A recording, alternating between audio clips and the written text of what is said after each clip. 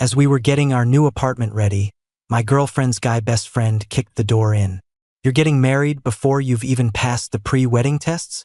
Getting married without my approval? Haven't seen you in a few years, and you've gotten awfully brave, haven't you?" My girlfriend, caught in a headlock by him, had a look of pleasant surprise. He then walked into the master bedroom and sat down on the wedding bed, bouncing on it. "Knowing your taste and how picky you are, this bed's not gonna cut it. It won't satisfy you for more than a few days." My girlfriend's friends gasped and immediately tried to smooth things over. But he just jutted his chin out at me defiantly. "You're not gonna cry, are you, buddy? This is the first pre-wedding test. If you're not generous enough, I won't approve of this marriage." My girlfriend turned to me, apologizing nervously. She tried to brush it all off as a joke. My fists, which hadn't hit anyone in years, clenched tight. "So did my feet. Your marriage? I approve." Ace raised an eyebrow, watching Sophia's reaction. Everyone else just stared at each other. The room was so quiet you could hear a pin drop. Sophia's smile was stiff. "Ha ha ha. What is this nonsense? Steven, that joke's not very funny. Ace is just impulsive and never serious. Don't pay him any mind, and don't pick up his bad habits. We'd been together for 3 years. This was the first time I'd ever seen Sophia so bubbly and talkative. The Sophia I was seeing now felt more real. My gut told me I should probably reconsider marrying her. Don't mind him, Steven.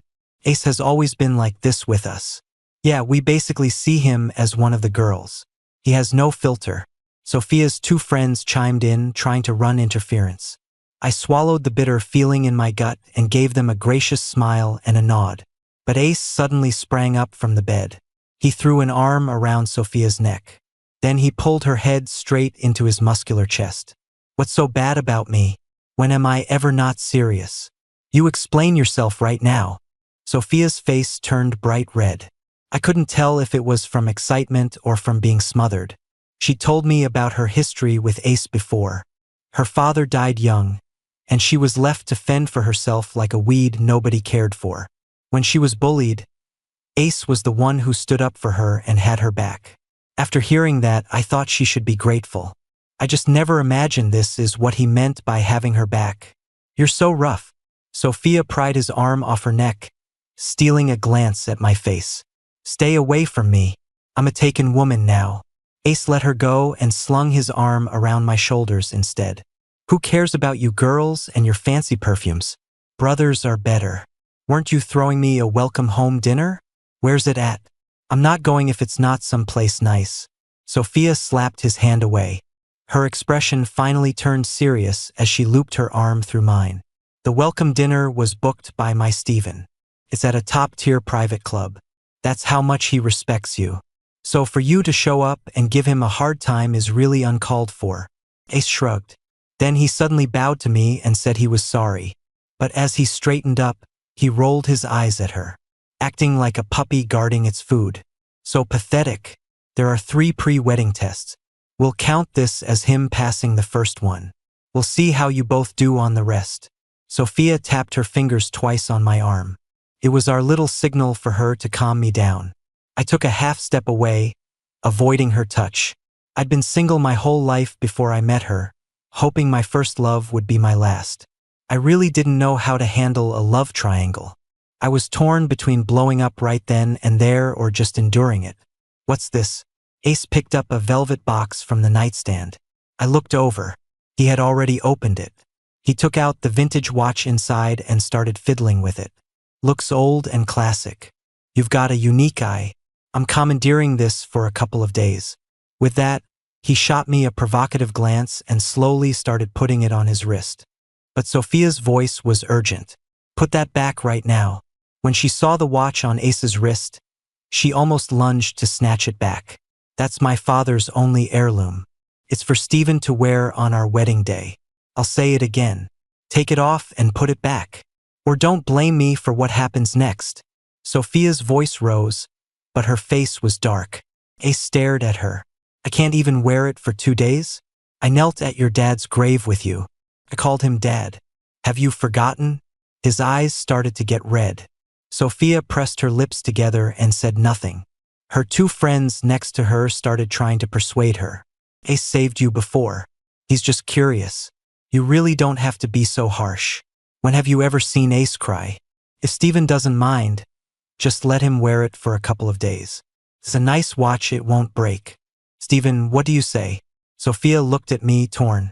We had originally planned for me to wear it on our wedding day, so it would be like her father was there with us.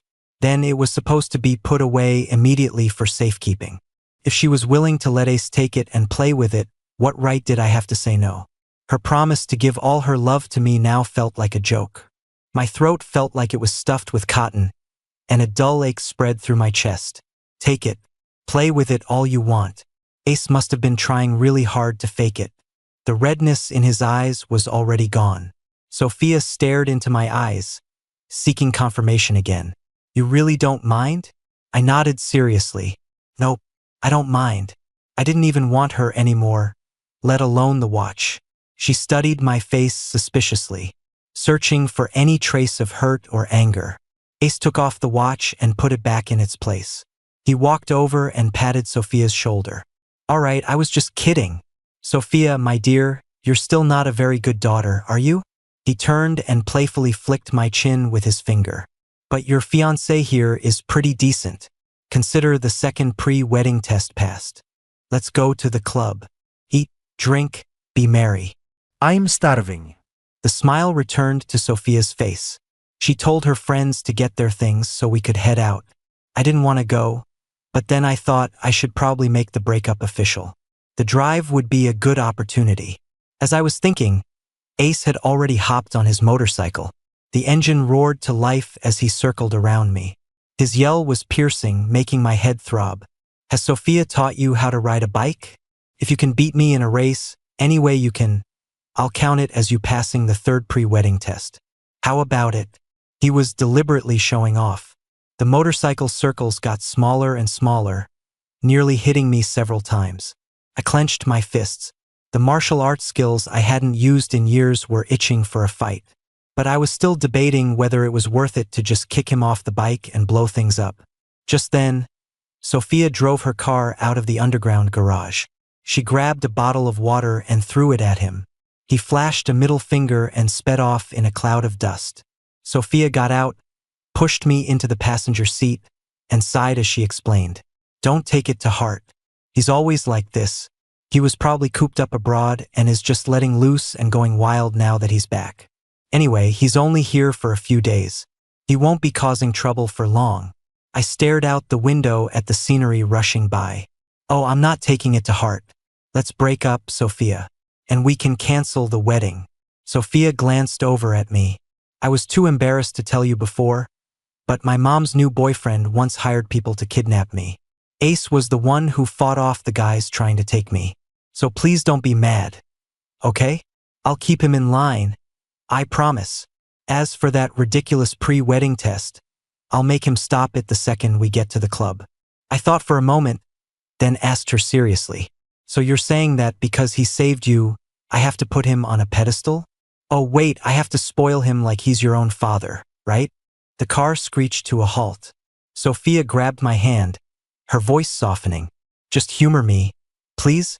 Can we talk about this after the dinner is over? Ace rapped on the window with his helmet. What's the hold up? Let's go. I opened the door to get out and leave, but Ace grabbed my shoulder and started pulling me toward the club. I shook his hand off, but before I could say anything, Sophia had already tossed her keys to the valet and was running after us. Ace, cool it. Steven is the man I'm going to marry. No more pre-wedding tests or any other games. Since she'd said that, I was willing to give her that much. But even if we talked later, the outcome wouldn't change. Ace shrugged and grumbled about how boring everything was. During dinner, he actually behaved himself. He even poured 2 glasses of wine, stood up, and handed one to me. I want to apologize. I can go too far when I'm fooling around. Don't take it out on Sophia because of me. I felt a tug on my shirt. It was Sophia. The others chimed in, urging me to let it go. I took the glass and downed it. But less than 2 minutes later, my head started spinning. Realizing something was wrong, I immediately stood up, said I wasn't feeling well, and that I had to leave. Sophia reached out to steady me. What's wrong? But then Ace clutched his stomach and started moaning. The hand supporting me suddenly let go. Sophia rushed to his side, letting me fall back into my chair. Ace patted my cheek. This is the third pre-wedding test. Good luck. The two friends were stunned. Ace, what are you doing? Aren't you afraid Sophia will actually lose it with you? Are you crazy? It's not too late to stop. But Ace was unfazed. The special ingredient in the wine is something I brought back from overseas. I guarantee Steven won't remember a thing when he wakes up. I'm doing this for Sophia's own good. Just a little test to make sure he won't cheat on her after they're married. She'll thank me for it. She'd never get mad at me. Relax. I hired the girls. They're not going to actually touch Steven. Besides, aren't you guys curious to see what happens? We're all adults here. Stop pretending you're so innocent. The two of them looked away sheepishly. They just muttered something about not being involved and not knowing anything. I was dizzy and a wave of heat washed over my body, but my mind was still working. As they helped me to a private room next door, a plan instantly formed in my head. Two scantily clad women were smiling at me. It pinched my side. I came back 2 days early just to set this up for you. Enjoy it. Before the words were out of his mouth, I launched a whip kick and sent him flying. A knife hand strike followed, knocking both women unconscious.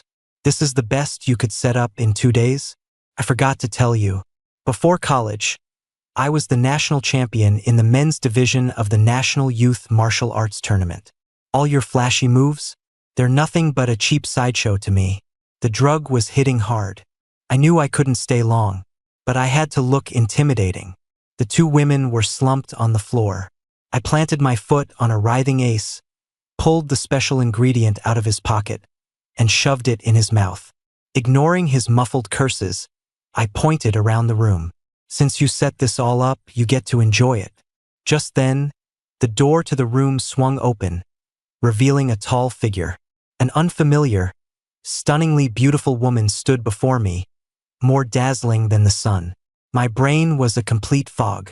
I walked over and grabbed her wrist. Are you single? Yes. No husband, no boyfriend, and definitely no guy best friend.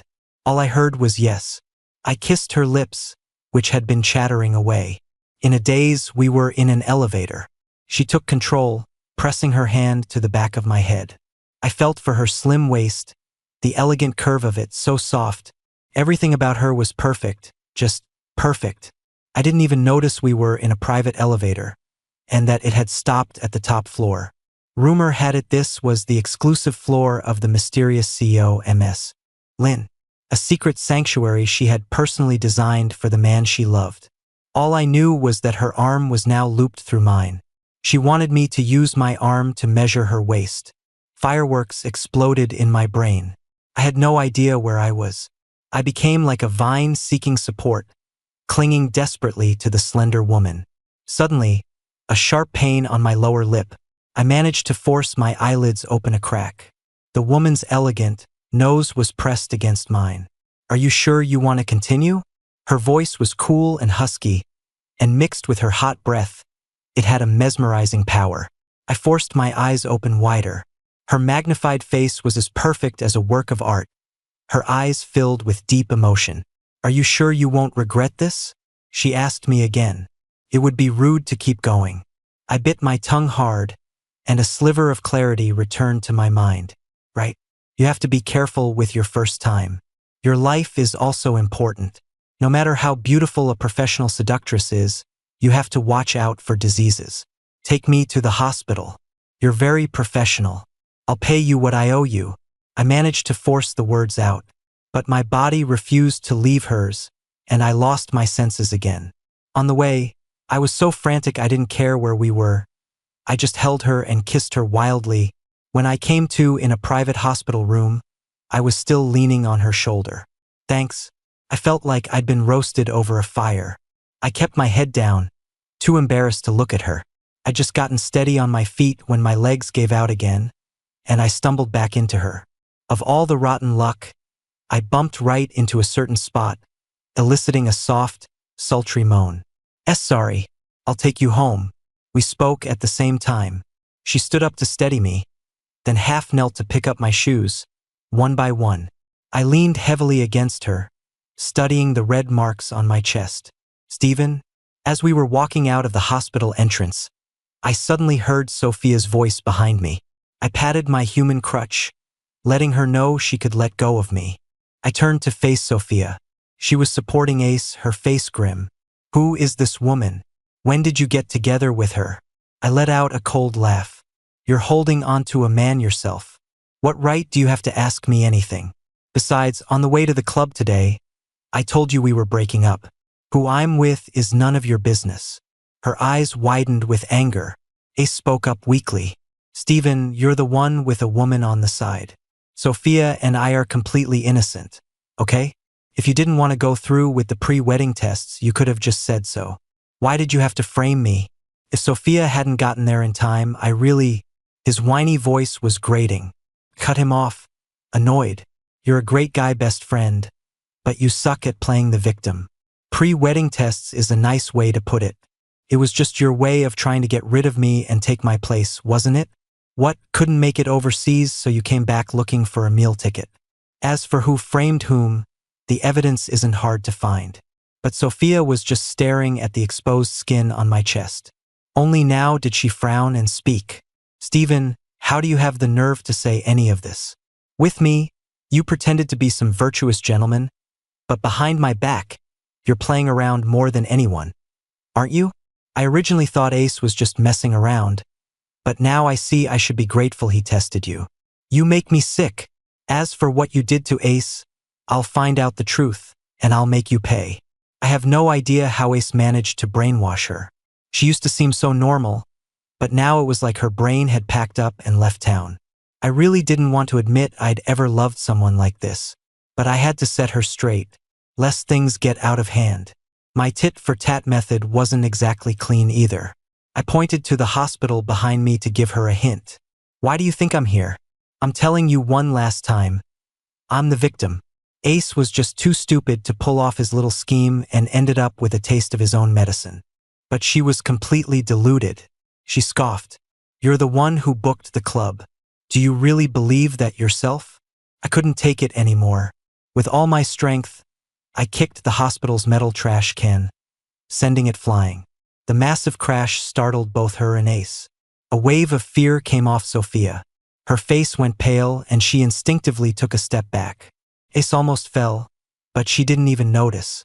She just stared, wide-eyed, trying to grasp some fuzzy memory. You know martial arts? Unfortunately, I didn't hear a word she said. My body was still weak, and I hadn't put my all into that kick. It almost made me fall over, too. It was my human crutch who caught me in her arms in time, saving me from disaster.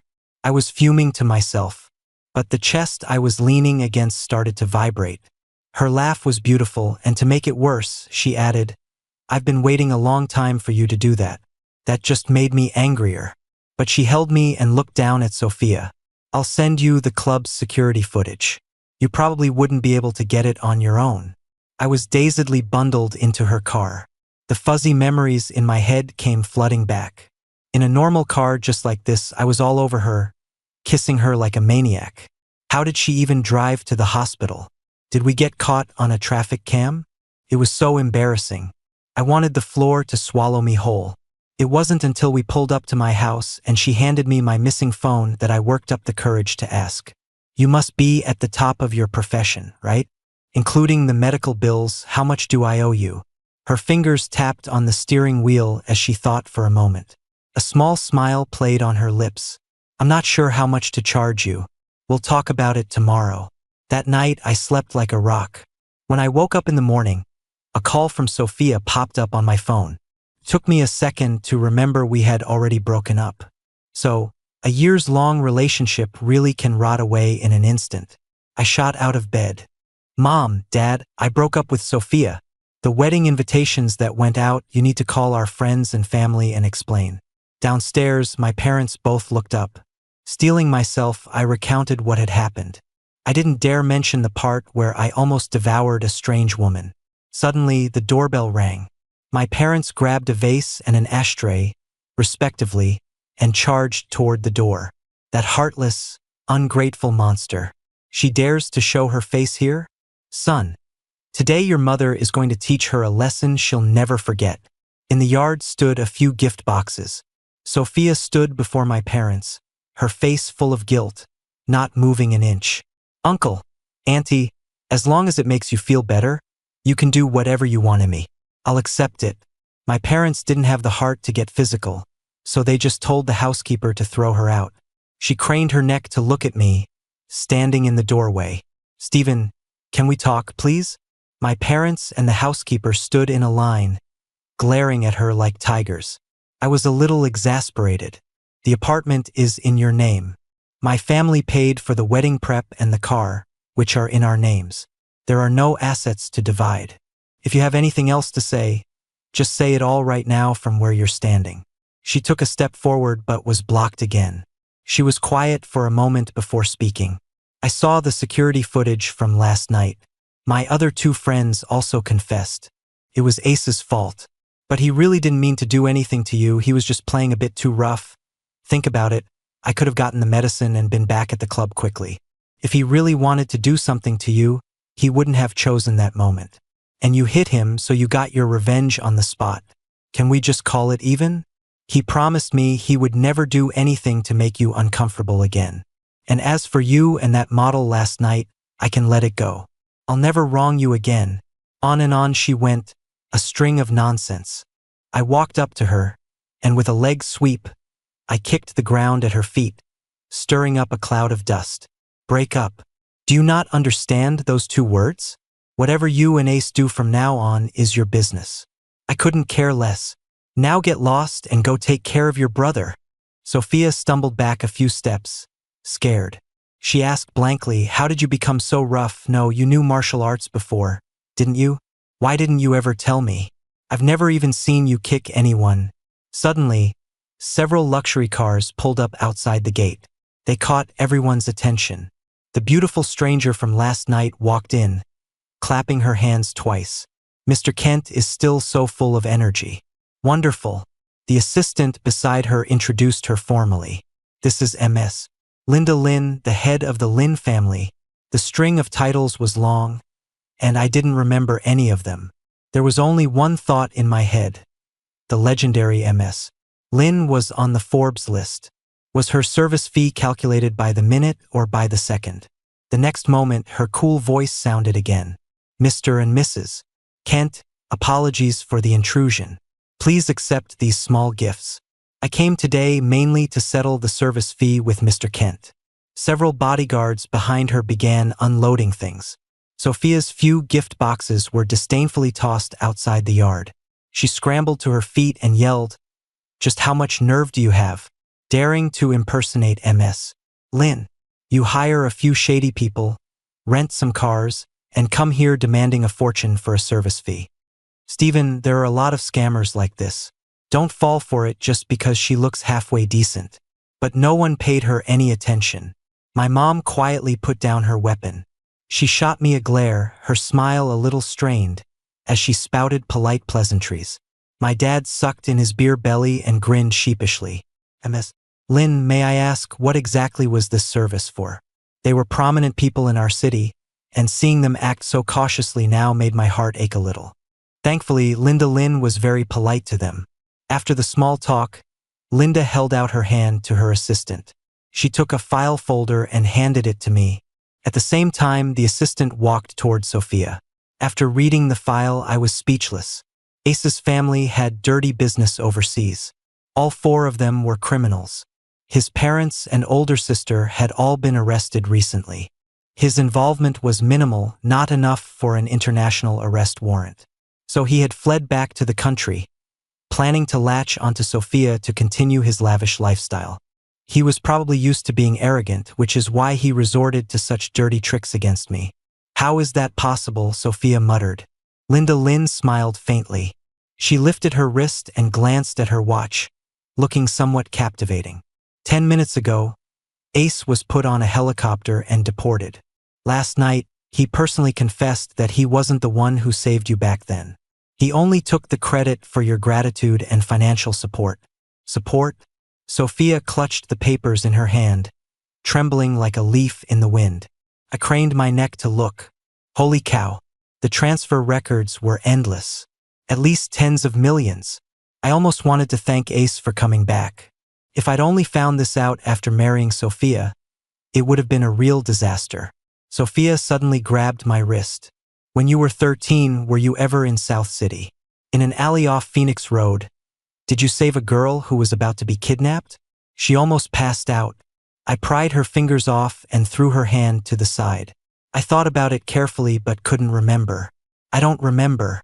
I used to travel everywhere for competitions and like to meddle in other people's business. I've helped out a lot of people. Don't go randomly claiming someone as your savior. I'm not interested in being your father figure. Linda spoke up coolly from the side. Don't doubt it. Stephen was the one who saved you. I was so shocked I almost jumped. Quickly waved my hands. Then don't try to repay me. Or better yet, just stay far away from me from now on. That'll be thanks enough. Okay? Sophia swayed on her feet. She looked like she was about to shatter. Linda scoffed and turned to me. It's all taken care of. Mr. Kent, let's talk about the service fee. Before I could respond, my parents were eagerly inviting her inside, closing the door behind them. They shut themselves and Sophia outside, telling me to make sure I had a good talk with her. Inside, Linda cornered me. I backed away guiltily until I plopped down on the sofa. She suddenly leaned in, putting her perfect face right in front of mine. Stephen, you don't remember me either, do you? Her deep eyes were like bottomless pools. Her voice was low, and it sounded a little sad. People used to say Sophia was beautiful, but compared to her, Sophia's beauty was utterly ordinary. My cheeks grew hot, and my breathing became a little ragged. Are you here to repay me for saving your life too? In that case, can that cover the service fee? She gave a self-deprecating smile. She pulled back from me. There's no life debt to repay, so let's just calculate the service fee, right? Even if I was bad with faces, if I'd saved someone this beautiful, I definitely would have remembered. My frozen brain started to function again. I tried to bargain with her. Ms. Lynn, I was wrong. But you didn't exactly say no last night, so it was basically mutual, right? And as for today's service, I didn't ask for it. You can't just force me to buy something. So, could you maybe give me a discount? My mouth was faster than my brain. I wanted to slap myself. Was she going to think I was calling her desperate, get angry, and demand a fortune? I cautiously peeked her. Her expression was unreadable. Let's go. We'll discuss this somewhere else. Maybe you'll remember something. I stood up glumly. I opened the door to two pairs of probing, somewhat suggestive eyes. Mom, Dad, don't worry. I'm just going out with her for a bit. Sophia actually hadn't left. She was standing outside the gate, craning her neck and shouting anxiously. Is she threatening you? What kind of outrageous conditions is she setting? She's not asking you to marry her, is she? Stephen, you can't go with her. Whatever she spent on last night and today, have her name a price. I'll pay it. My parents were stunned. They quietly asked me if I just never noticed she was an idiot, or if today's events had finally scrambled her brain. Honestly, I didn't know either. Linda, however, just turned to her assistant and asked, is she very rich? The diligent assistant immediately started swiping on her phone, ready to give a financial report. But Linda raised her hand to stop him. She politely said goodbye to my parents. My parents were probably afraid I'd never get married. One told her to come by often. The other told me not to rush home. Looking at them, I got the feeling that even if Linda really was asking me to marry her, they would be more than happy to agree. Only Sophia, being pulled away by bodyguards, was still frantically protesting. Linda seemed to be in a good mood. Once we were in the car, she said to me out of the blue, this is the car we took to the hospital last night. The lowered privacy screen, the reclined seat, everything reminded me of what happened last night. I was on pins and needles all the way to the club. She led me to the private elevator and pressed the button for the top floor. You're the only man who's ever been here. I fiddled with the hem of my shirt. Certain pieces of information were finally clicking into place in my head. You think I defiled this place and want me to pay for the renovations? Are you feeling guilty? Afraid your beloved will get angry and won't be able to accept you when he finds out? But I remember very clearly that I confirmed you were single last night. The more I spoke, the angrier I got. You're all the same. You and Sophia are no different. A bunch of phonies. Having someone in your heart but still claiming to be single. Thinking about how close we came to doing it last night, I suddenly felt dirty and a little hurt. My nose started to tingle. Linda's fist clenched and unclenched. She rolled her wrists a few times. I suspected she wanted to hit me but wasn't sure if she could win. Then she spoke again. The elevator's here. Why don't you go in and take a look first? Ik leerte her. I turned to walk out of the elevator. My eyes landed on a professional boxing ring. It looked a little familiar. Hanging on the ropes were photos of all sizes. I was about to walk over for a closer look. Wait, Linda suddenly closed the elevator door. Can you first answer me? Why did you quit martial arts? Maybe it was because I hadn't seen a ring in person for so many years. Her question brought all the memories flooding back. As you know, I used to be pretty good and I liked to step in when I saw injustice. One time, I almost got myself killed. My parents got scared, and I didn't want them to worry so much. Also, in high school, I had a crush on this girl. She was really pretty, but when I confessed to her, she said I was too delicate, not like a real boy. So I decided to learn how to be a tough guy. She seemed very interested. She pressed on, and the chronological order of those two reasons is, Ik lenste her. I confessed first, then got hurt. It all happened in the summer between junior and senior year. Are we done here? What do you want from me? But a bright smile suddenly bloomed on her face. It was radiant, not the kind you'd expect to see on a CEO. Last question. Last night, if it hadn't been me who showed up, if it had really been a model or someone else, would you have done the same thing? Please answer honestly. This is very important to me. I rolled my eyes at her. Of course not. I have strong self-control and I'm picky. Okay? It's all your fault for being so dazzling that I lost my cool. But if someone else looked like you, that's another story. The situation was pretty extreme. She pressed her lips together and didn't respond. After a long moment, she opened the elevator doors. Let's go in and talk. My gaze was once again drawn to the ring. I slowly walked over and touched the ropes. The next second, I saw my own picture. Lots of them. Most of them were me. From elementary school competitions and award ceremonies to school events to photos of my life after I left the sport. I did a full circle and saw a familiar figure. The pretty girl I'd confessed to, who told me I was too delicate. I met her in Pennsylvania and never forgot her. Later, I ran into her in California. We had a secret match behind our coaches' backs. I didn't win, but we talked for a long time that day, and in the end, it was my young heart that lost. You're not Beanpole, are you? In my excitement, the nickname I'd given her slipped out. She had come to stand behind me at some point, looking at the photos with me. I turned my head and almost bumped right into her. I held my breath. Am I a beanpole? Didn't you already measure me last night? I immediately spun back around. I was so nervous I was starting to ramble. That's not what I meant. You used to be kind of skinny, and I got used to calling you that when I was teasing you. And your last name wasn't Lynn back then, was it? Her reply came from right beside my ear.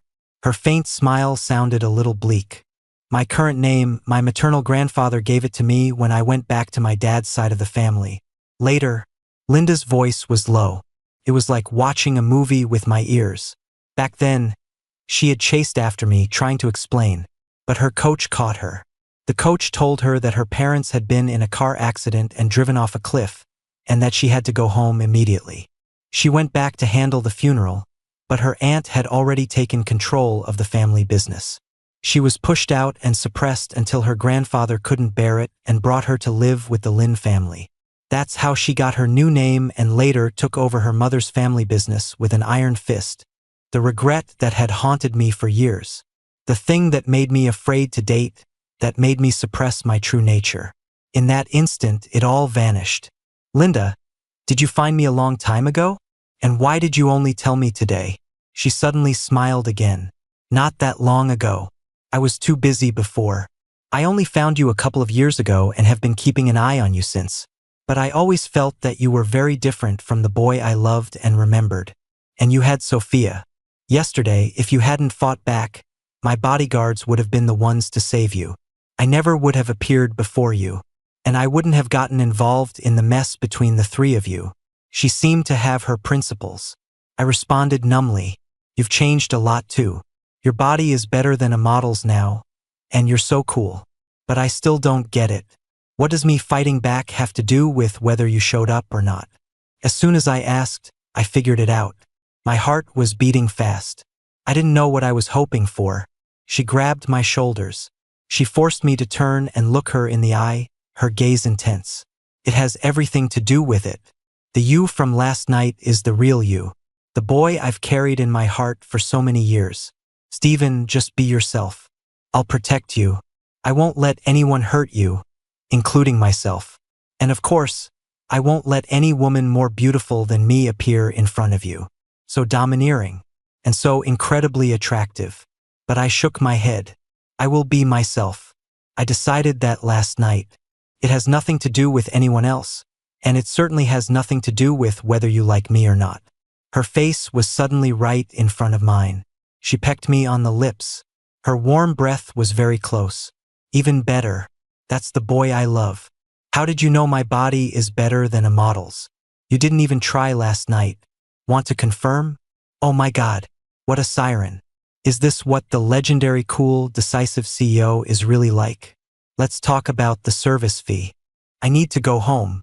No deal. I'll let you owe me, so I can come to your house every day to collect the debt. Linda, you're being ridiculous. My grandma always said a persistent woman gets her man. It's okay to be a little shameless when you're chasing a guy. We bickered all the way to the club entrance. Linda's face darkened again. Following her gaze, I saw Sophia. Stephen, I brought the share transfer agreement. Everything I have is yours.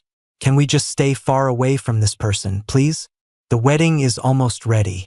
If you don't like the apartment, we can get a new one. As she spoke, she tried to shove a document into my hands. I took it, tore it to shreds, and threw the pieces at her. If you don't know what break up means, go look it up in a dictionary. Sophia watched the paper scraps flutter down. Her laugh was a little unhinged. Now that you've latched onto MS, Lynn, you're a whole different person. You were hooking up with her all along, weren't you? Otherwise, how could last night have been such a coincidence? Linda actually answered her seriously. To be precise, I've wanted to hook up with him for many years.